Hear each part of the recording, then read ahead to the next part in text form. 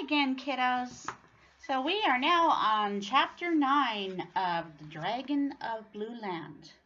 In our last chapter, we saw Elmer riding on the back of the baby dragon. They tried hard not to be seen, but unfortunately a couple people did see them, including Mr. Wagon Wheel and some sailors on a ship. But they managed to make it safely to a forest in the spiky mountain range, and there they curled up together and got some rest. So let's go ahead and hear what happens in chapter 9, Blue Land. Elmer and the dragon dozed on until late afternoon. They were both impatient to be off, but as Elmer said, we'd only spoil everything by getting there before it's dark enough. So they waited and rested and drank cool mountain water. The dragon munched ferns while Elmer ate his third chocolate bar. "I can't stand it any longer," said the dragon, jumping up and shaking out his wings. "All right," said Elmer, "let's go." He put on his knapsack and climbed onto the dragon's back. They walked to a clearing in the woods, and the dragon took off across Awful Desert. So now that they've traversed the mountain range, before they arrive in Blue Land, they gotta go over Awful Desert. And that is probably a correct scene where we're at right now, because this is the first time Elmer has ever been in this area, and will be the first time he is in Blue Land. So that is an awful desert, but they're safe. Okay. It was hot over the sands, even in the late afternoon, and Elmer crouched over to hide from the burning winds. The dragon panted for air, but flew faster and faster, hardly daring to think what might have happened since he left. He kept muttering, "If only the sandstorms would start up. Where are the sandstorms? That would make the men leave us alone." When they came to the dry, rocky slopes of Blue Land, the sun was low on the horizon, and they knew it would soon be dark inside the circle of mountains. "Keep a lookout," warned the dragon as they picked their way through the boulders. "They may have men most anywhere." Up, up they went, slowly, quietly. At last they reached the gap between the peaks, and Elmer gasped at the sight below him. The beautiful meadows of Blue Land shone bright green, dotted with patches of snapdragons glowing white. So they've made it up to Blue Land, and Elmer, the boy, is so amazed by the beauty of it up there.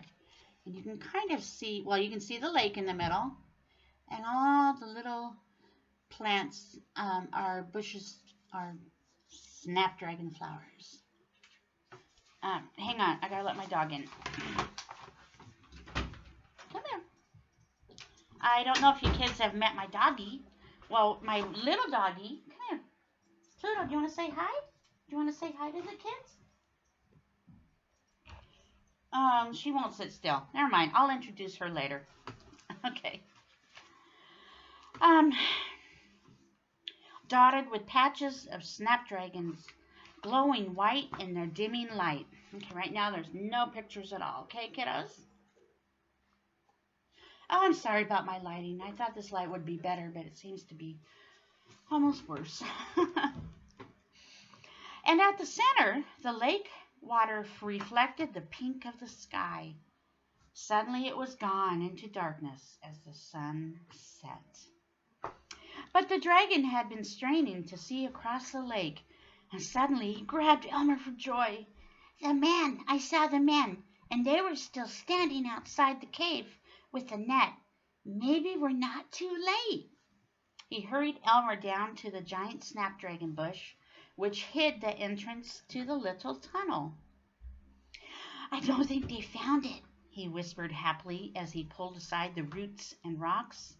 "Neither do I," agreed Elmer, looking all around to be sure he'd remember the spot.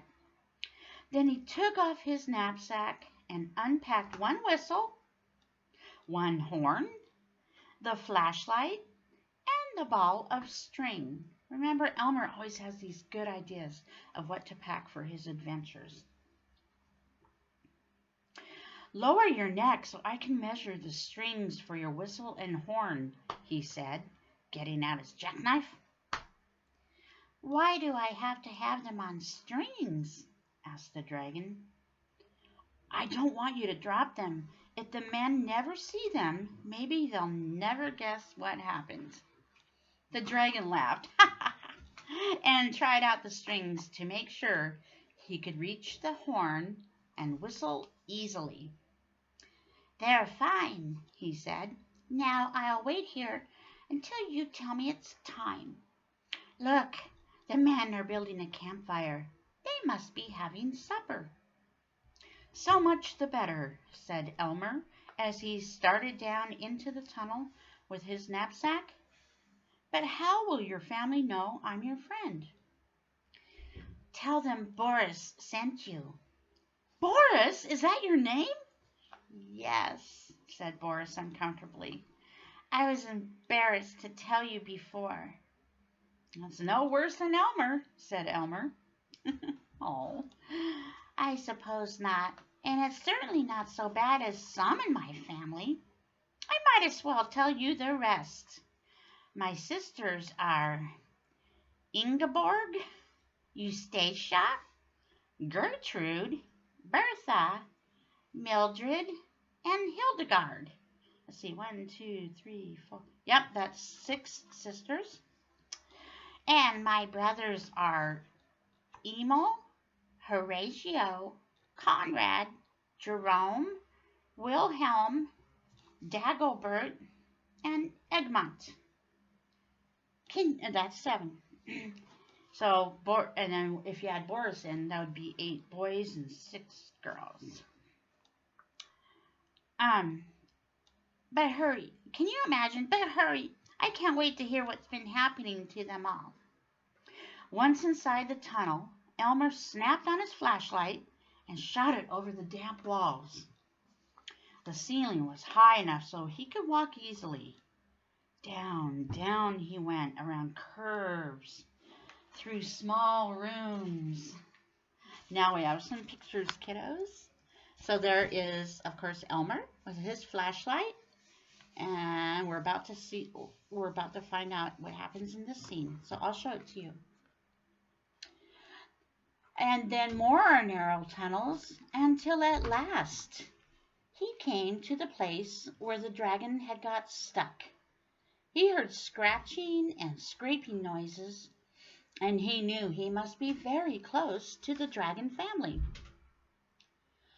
"It's Elmer Elevator, Boris's friend," he whispered as bravely as he could. "Who?" "Elmer Elevator, Boris's friend. Boris is out at the entrance to the tunnel, and I've come to rescue you." "Turn off your light and come in," whispered another voice, and Elmer walked slowly into the darkness. He stopped and felt himself surrounded by huge, breathing excitedly. So he still apparently can't see them, but he knows there's all these creatures around him breathing excitedly. I'm going to show this for a minute because these are important. One of the horns and one of the whistles will be part of the story in a few moments. "We can't tell you how grateful we are," said the gigantic dragon mother. "Never mind that," whispered the father. "What's your plan, and how can we help? We've almost starved to death." "Oh, Have some chocolate bars, said Elmer, generously giving away his last 3. Here, I'll open them up for you and divide each one into 5 pieces. I'm afraid it's not much, but it ought to help a little. He held his flashlight inside the knapsack and divided up the chocolate as he explained his plan.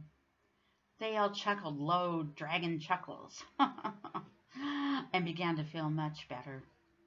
Then Elmer made string necklaces for horns and whistles for all the dragons and carefully tied them on. He wanted to take a really good look at the tremendous family, but they were near the entrance to the cave, and he had to keep the flashlight in the knapsack. As he took out his cap pistol, he asked, "Do you know how heavy the net is and how it's fastened across the entrance?" "No," answered the dragon father. "Well, I'd better look," said Elmer. He quietly crept up toward the net, but the men were sitting close by, and he didn't dare get near enough to see it well. "We'll have to trust to luck," he told the dragons as he started back through the tunnel to Boris.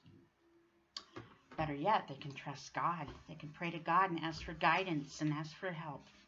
Oh, and that is the end of chapter 9. And our next video, we'll be reading chapter 10 called Escape. All right? See you then, kiddos.